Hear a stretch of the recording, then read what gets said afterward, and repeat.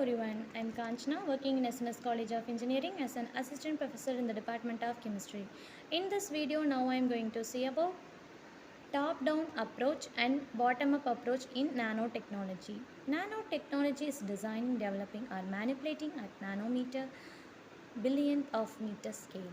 The dealing object size should be less than 100 nanometers, at least in one dimensional, to call something to be nanotechnology. There are two design approaches in nanotechnology known as top down and bottom up. Both approaches are useful in different types of applications.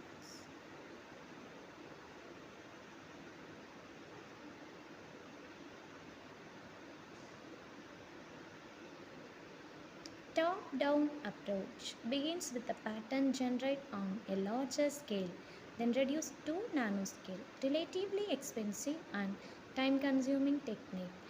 The approach uses larger macroscopic initial structures. The structures can be externally controlled in the processing of nanostructures. Top-down approach. Nanoscale objects are made by processing larger objects in size. The starting materials in these fabrications are relatively large structures such as silicon crystals. Lithography is the technology which has enabled making such tiny chips, and there are many types of them such as photo, electron beam and ion beam lithography. In some applications, large scale materials are grinded to the nanometer scale to increase the surface area to volume aspect ratio for more reactivity. Nano gold, nano silver and nano titanium dioxide are such nanomaterials used in different applications. Carbon nanotube manufacturing process using graphite in an arch oven is another example for top-down approach nanotechnology. And bottom-up approach. Start with atoms or molecules and build up to nanostructures. Fabrication is much less expensive. Includes the miniaturization of materials components atomic level, leading to formation of nanostructures. During self-assembly, the physical forces operating at nanoscale are used to combine basic units into larger stable structures.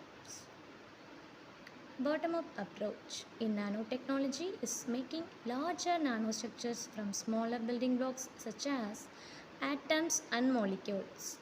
Self-assembly, in which desired nanostructure are self-assembled without any external manipulation. When the object size is getting smaller in nanofabrication, bottom-up approach is an increasingly important complement to top-down techniques.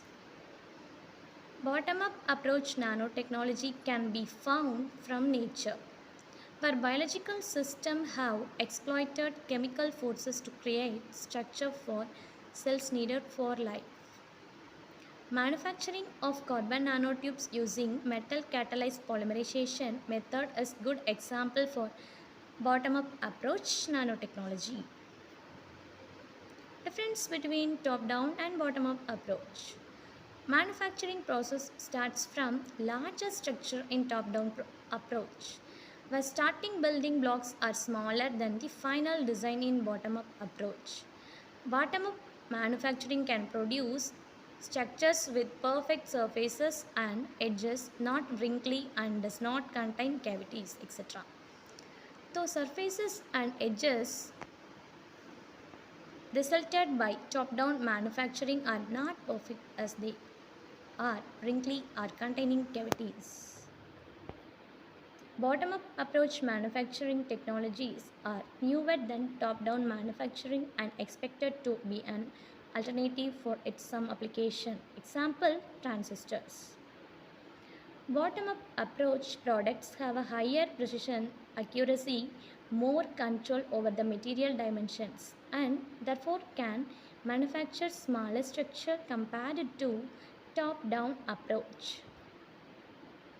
In top-down approach, there is a certain amount of wasted material as some parts are removed from the original structure.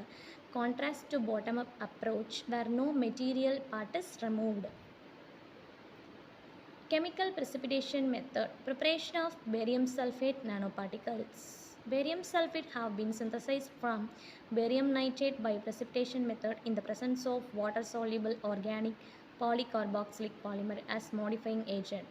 50 ml 0.1 m barium nitrate was added to 50 ml 0.1 m NH4 to SO4 in the presence of water-soluble organic polymers as modifier agent. The solution was added dropwise into the flask while stirring at room temperature with dispersion at strong mechanical stirring 2000 to 2500 rate per minute. The steady drop rate was 20 drop minutes. Gelatinous white precipitate were formed instantly. The precipitates were separated from the mother liquid by centrifuge at 3000 rpm for 20 minutes, and then supernatant solution was discharged and the solid was redispersed in deionized water. This process was repeated 3 times in order to rinse the particles. After the last centrifugation, sedimented particles were dried in the microwave oven.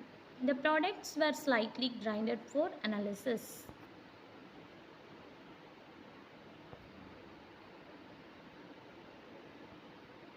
Thank you.